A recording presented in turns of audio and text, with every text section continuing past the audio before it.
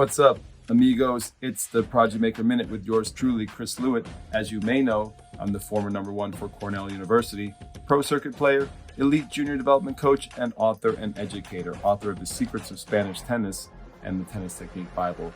On this Project Maker Minute, I just want to riff a little bit off of our latest podcast, which is UTR is God. Check it out if you haven't checked it out. It's getting a lot of views or listens right now. It's I talk about UTR and my thoughts about the pluses and minuses of UTR and how UTR has taken over the world and is omnipotent, omnipresent, and omniscient, like a god.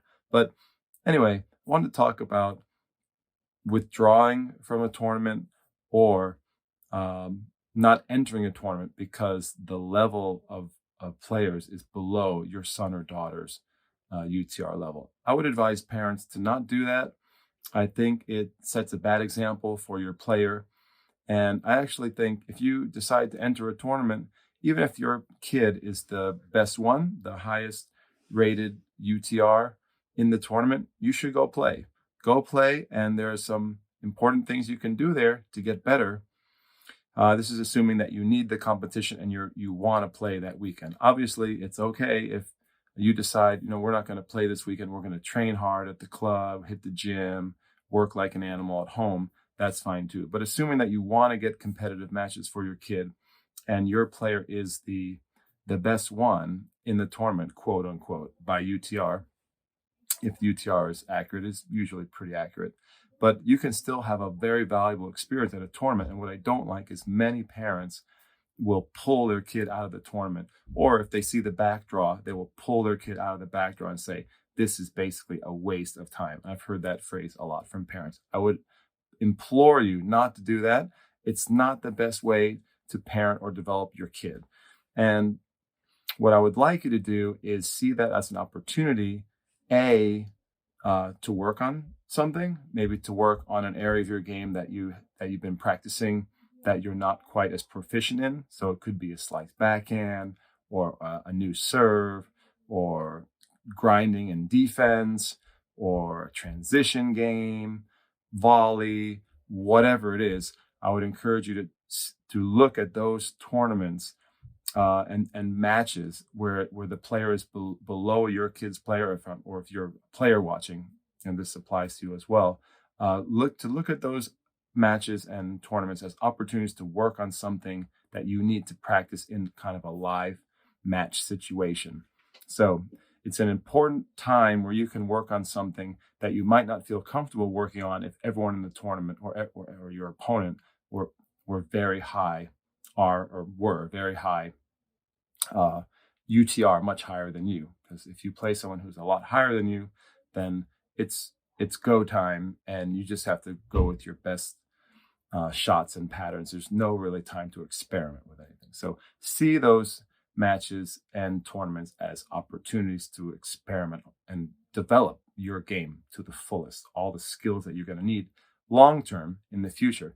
The other part is, this maybe for some parents who are maybe newer to the tournament scene or junior development, is that there's a lot of pressure to be the #1 seed at a tournament.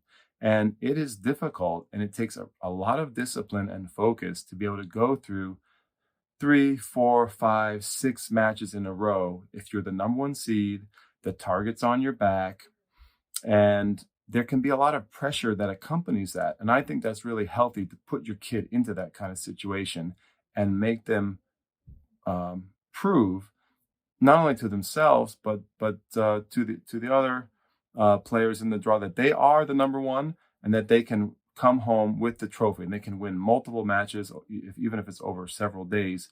That's a very important skill, and it builds a lot of confidence.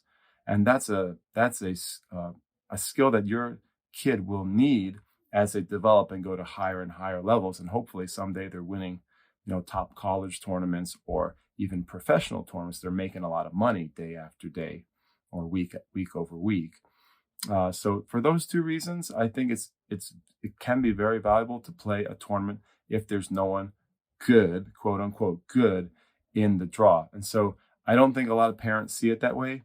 And I would submit this to you guys just earnestly and just try to persuade you that there is value to playing a tournament if your kid is number one in the draw, and there is value to playing backdraw matches if your kid is rated higher than the other player.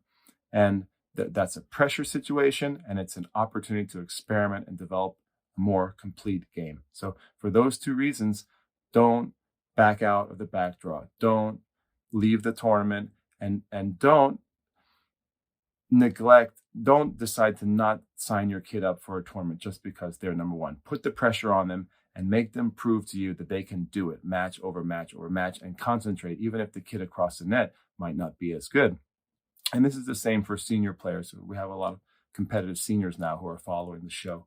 So the same idea for senior players. Guys, if you like this Prodigy Maker Minute, please check out my big show, the Prodigy Maker Show. It's our podcast, and we do a live show here on this YouTube channel. If you like what you have to hear, let me know. Hit me up with a comment. Let me know what you think. Do you agree or disagree? Should you play a tournament if everyone out there is quote unquote not as good as you? All right, I'll see you guys on the next program.